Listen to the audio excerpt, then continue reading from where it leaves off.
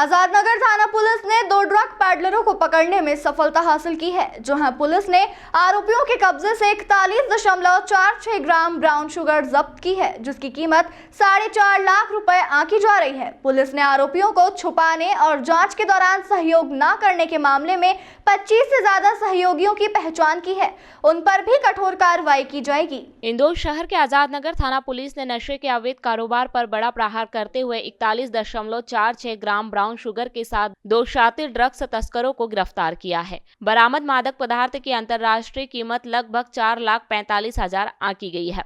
इन आरोपियों की गिरफ्तारी के संबंध में जोन 1 के डीसीपी विनोद कुमार मीणा ने बताया कि पुलिस ने नेमावर ब्रिज के पास वाहन चेकिंग के दौरान बिना नंबर की बुलेट पर सवार 2 संदिग्ध युवकों को रोका, जहां दोनों से पूछताछ और तलाशी के दौरान इनके पास से 41.46 ग्राम ब्राउन शुगर बरामद हुई है।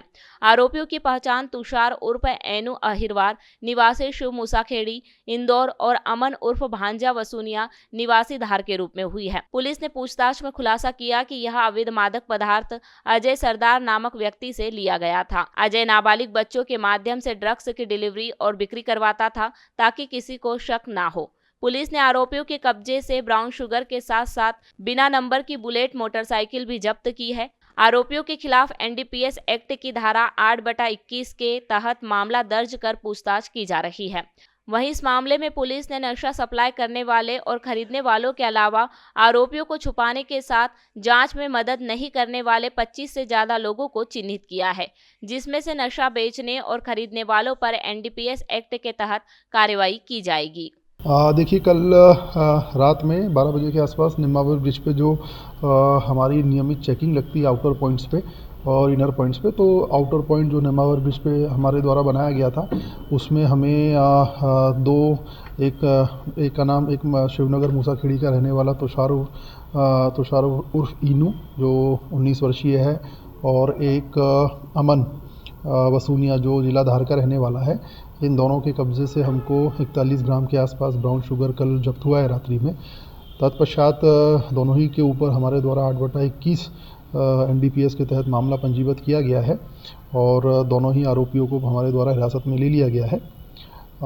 इसमें मुख्य तौर पे जैसा कि आप सबको विदित है कि हमारे द्वारा इसमें फॉरवर्ड लिंकेजेस और बैकवर्ड लिंकेजेस को निरंतर तलाश किया जा रहा है और इसके अंदर जहाँ तक पॉसिबल होगा बैकवर्ड लिंकेजेस वहाँ तक हम करेंगे कि एक्चुअल सप्लाई ऑफ जो सामान है वो कहाँ से हुआ है। इसके विषय में हमने आगामी जो स्टेजेस है सभी को भी हमारे द्वारा चिन्हित कर लिया गया है और आने वाले समय में इस पूरे ही प्रकरण को जो 41 ग्राम ब्राउन शुगर से शुरू हुआ है इसको इसकी लॉजिकल और कंक्लूसिव एंड पर हमारे द्वारा पहुँचाया जाएगा।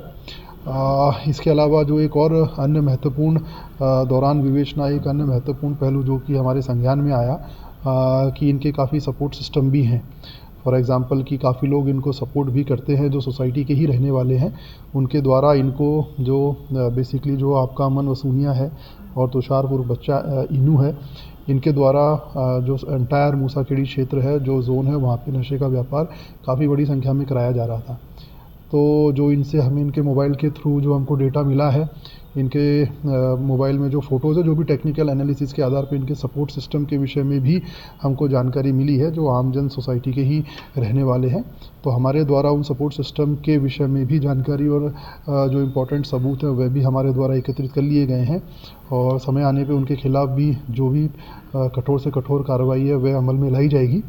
तो इस प्रकार जो ये पूरा ही प्रकरण 41 ग्राम ब्राउन शुगर से शुरू हुआ है हमारे लिए काफ़ी बड़ा है और हमने इसमें जो अगले स्टेजेस सभी को चिन्हित भी कर लिया और आने वाले समय पे सभी पे कार्रवाई होगी।